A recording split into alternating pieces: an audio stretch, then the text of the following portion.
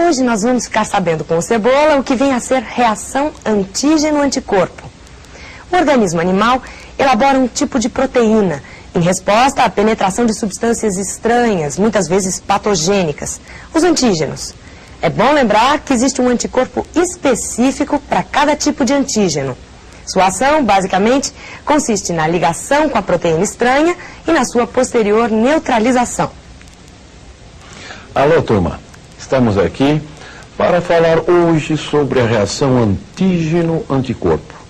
Essa reação que é muito importante para a prevenção de vários tipos de doença. A prevenção ou natural ou artificial. Às vezes um indivíduo fica imune a uma doença quando ele adquire essa doença. Ele tem uma vez essa doença e nunca mais vai ter essa doença. Às vezes, um indivíduo pode ser prevenido quanto a essa doença. Como assim? Eu posso introduzir um agente patogênico e fazer esse indivíduo produzir alguma coisa que destruam os futuros agentes patogênicos que vierem invadir esse organismo. São as doenças autoimunes. Quer dizer, que o indivíduo vai fazer a sua própria imunização. Essas doenças autoimunes, elas devem ser sempre causadas por agentes patogênicos que tenham uma composição química proteica. Tem a proteína dentro da sua composição química. Por que isso?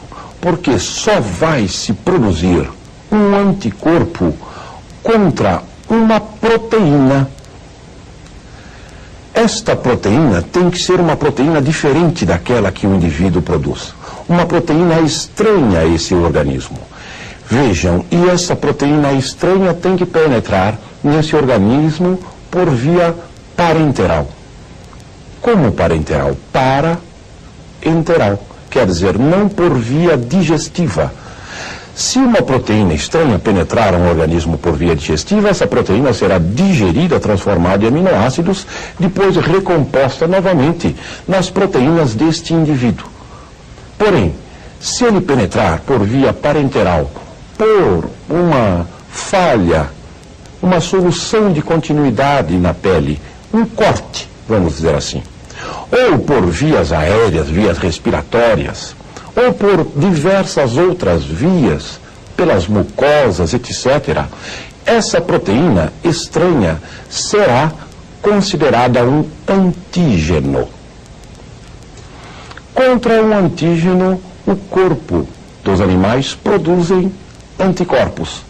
Quando sensibilizado, ele produzirá anticorpo. Então, qualquer proteína estranha, proteína exógena, é chamada de antígeno. E contra um antígeno será sempre produzido um anticorpo. Vejam lá. Qualquer proteína exógena diferente daquela que o organismo produz é um antígeno. Contra este específico antígeno haverá uma produção de específico anticorpo. Vejam, um antígeno tem o seu próprio anticorpo. Quer dizer, um anticorpo agirá contra um e um só antígeno. Como poderemos explicar isso daí? Vejam, é importante a reação antígeno-anticorpo para esse tipo de doença. Imagine, quando o Cebola era bem pequeno, né? Era um Cebolinha, ele foi visitar o seu primo Toninho, né? Foi visitar o tio Zé e o Toninho estava com sarampo. E o Cebolinha foi brincar com o Toninho. E o Toninho passa para o Cebolinha um antígeno específico, que é o vírus de sarampo. Vejam, o Cebolinha, ele recebeu um antígeno e vai precisar preparar os anticorpos. Um antígeno específico, que eu vou chamar de antígeno A genérico, por exemplo, para nós, o vírus de sarampo. Vejam lá conosco. O antígeno A, que eu estou chamando de vírus de sarampo, penetra no organismo. Dentro desse organismo, um tipo especial de glóbulo branco, chamado linfócito, se quer o sobrenome, linfócito T4, ou células T, irão receber o antígeno A, irão englobar esse antígeno A e irão começar a desmontar a proteína do antígeno A. Vai ter que ver como é que esse antígeno A é formado. Vai começar a preparar uma proteína contra esse antígeno. Demora para fazer isso. Está demorando. Enquanto isso, o Cebolinha começa a sentir dores de cabeça. Começa a sentir ligeiros calafrios. Sintomas semelhantes à gripe. É o antígeno A, é o vírus do sarampo que está se reproduzindo dentro do organismo do Cebolinha.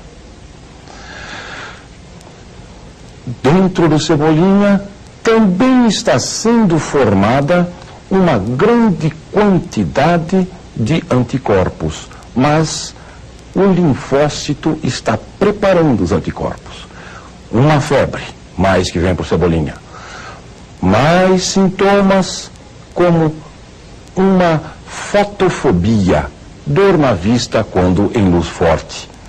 Então, a mãe do Cebolinha falou: ah, já sei, você foi brincar com o Toninho. Ele está com sarampo, você está com o sarampo recolhido. Quer dizer, eu ainda estou preparando os anticorpos. Quando o Cebolinha começa a ter sintomas de febre um pouco mais alta, a mãe do Cebolinha diz: ótimo, é porque logo, logo você vai estourar esse sarampo. O que vem a ser isso? Vamos voltar à nossa tela. Os linfócitos terminaram a pesquisa sobre o antígeno A e começaram a produzir grande quantidade de anticorpo anti-A. Esse anticorpo anti-A destrói o antígeno A. Então, para produzir o anticorpo, ele aumentou o seu metabolismo com uma febre.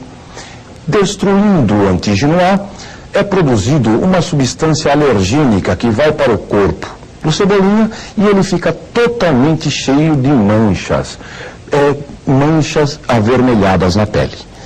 E o sarampo está sendo combatido.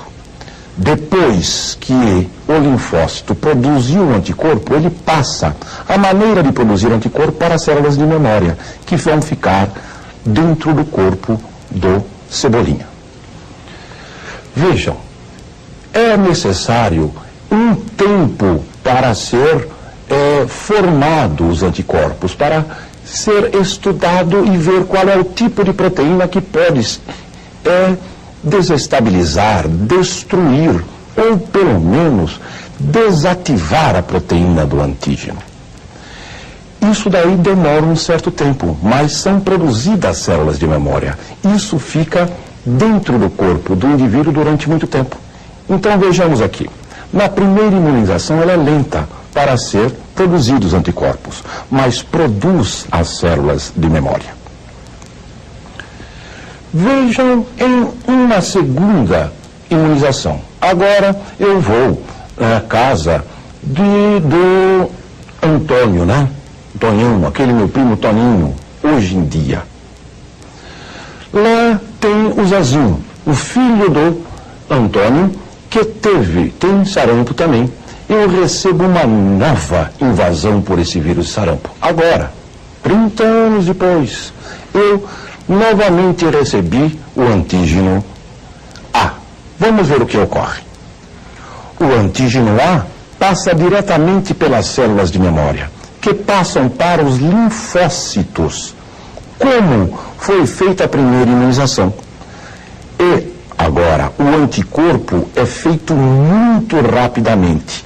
destrói o antígeno A antes que seja manifestada a doença.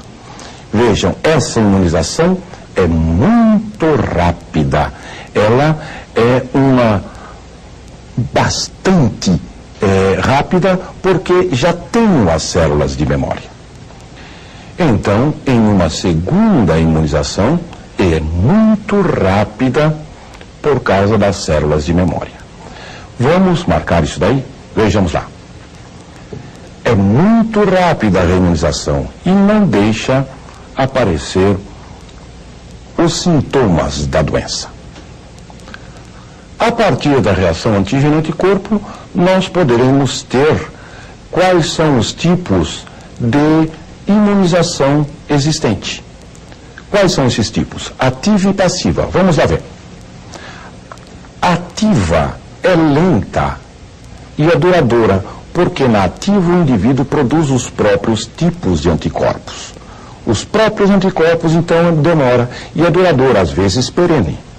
Passiva, quando o indivíduo recebe os anticorpos dos outros indivíduos. Ela é rápida, porque já recebe o anticorpo feito. E é passageira, porque não são feitas células de memória. Dentro desses dois tipos de imunização, quais podem ser a imunização ativa e passiva? Vejam como é que podem ser. Vamos lá. A ativa pode ser natural. A história que o tio Cebola contou. O indivíduo adquiriu a doença. A artificial. Eu coloco um agente patogênico um pouco atenuado e ele produz os anticorpos contra o agente patogênico selvagem. Existe outro tipo de imunização, que é passiva, nós vimos. Vamos lá ver como é que ela pode ser.